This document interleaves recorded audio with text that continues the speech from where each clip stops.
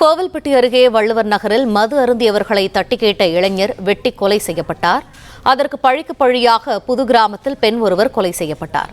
இரட்டை கொலை விவகாரத்தில் குற்றவாளிகளை பிடிக்க 5 தனிப்படைகள் அமைத்து தூத்துக்குடி எஸ்பி உத்தரவிட்டிருக்கிறார். இது தொடர்பான கூடுதல் தகவல்களை எமது செய்தியாளர் ரெங்கசாமி வழங்க கேட்போம்.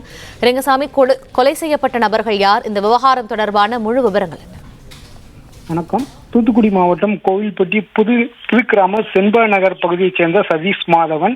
இவர் ரேஷன் அரிசி வாங்கி விற்கும் தொழில் செய்து வருகிறார். இவர் தனது நண்பர்களுடன் சேர்ந்து கடந்த ஜனவரி மாதம் வள்ளுவர் நகர் குடியிருப்பு பகுதியில் உள்ள முத்துமாரியம்மன் கோயில் முன்பு தினமும் கூடி மது அறிந்து வந்தனர். இதே பகுதியைச் சேர்ந்த ரத்தினம், ஆனந்த் மற்றும் அவரது மகன் பிரகதீசன் ஆகியோர் கண்டித்துள்ளனர். அப்பொழுது இரு தரப்புக்கும் தகராறு ஏற்பட்டு கைகலப்பு ஏற்பட்டுள்ளது.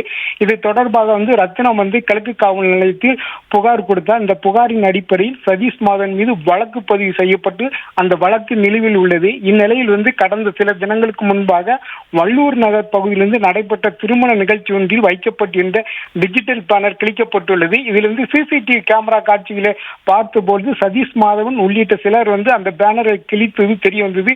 இது தொடர்பாக அந்த பகுதியில் இருந்த சதீஷ் மாதவனை ஆனந்த் மற்றும் அவரது மகன் பிரகதீஸ்வரன் உள்ளிட்ட சிலர் எச்சரித்துள்ளனர். இதனால் ஆத்திரமடைந்த சதீஷ் மாதவன் இருவரையும் கொலை செய்து விடுவதாக மிரட்டியுள்ளார். இது தொடர்பாக ஆனந்த் கிழக்கு காவல் நிலையத்தில் புகார் தெரிவித்தார். அந்த புகாருக்கு ஏப்ரல் 29 காவல் நிலையத்தில் ரசீது போட்டு கொடுத்துள்ளனர். மேலும் போலீசார் எந்தவித நடவடிக்கை எடுக்கவில்லை என்று கூறப்படுகிறது. இதன் காரணமாக இரு தரப்புக்கும் முன் விரதம் இருந்து வந்த நிலையில் நேற்று இரவு 9 மணி அளவிலிருந்து வள்ளுவர் நகர் பகுதியில் உள்ள டாஸ்மாக் கடை முன்பாக சதீஷ் மாதவன் தனது நண்பர்களுடன் 5 பேரும் சேர்ந்து மது அறிந்து கொண்டிருந்தார். அப்பொழுது டாஸ்மாக் கடையின் வெளியே பிரகதீஸ்வரன் நின்று கொண்டிருந்தார். அப்பொழுது சதீஷ் மாதவனுக்கும் அவனது கூட்டாளிகளும் சேர்ந்து பிரகதீஸ்வரனுடன் தகராறு ஏற்பட்டது. அப்பொழுது பிரகதீஸ்வரனை அருவாளால் வெட்டி சரமாரியாக வெட்டிவிட்டு தப்பி ஓடிட்டனர். இது குறித்து அறிந்து சம்பவ இடத்துக்கு போலீசார் விரைந்து பிரகதீஸ்வரன் சடலத்தை கைப்பற்றி கோயில்பட்டி அரசு தலைமை மருத்துவமனைக்கு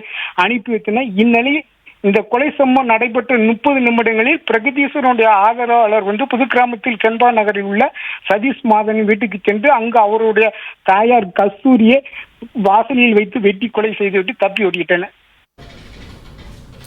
நன்றி ரெங்கசாமி, விரிவான தகவல்களுக்கு. பிளே ஸ்டோர் மற்றும் ஆப் ஸ்டோரில் இருந்து பாலிமர் செயலியை QR கோடு மூலம் பதிவிறக்கம் செய்யுங்கள். செய்திகளை உடனுக்குடன் பெறுங்கள்.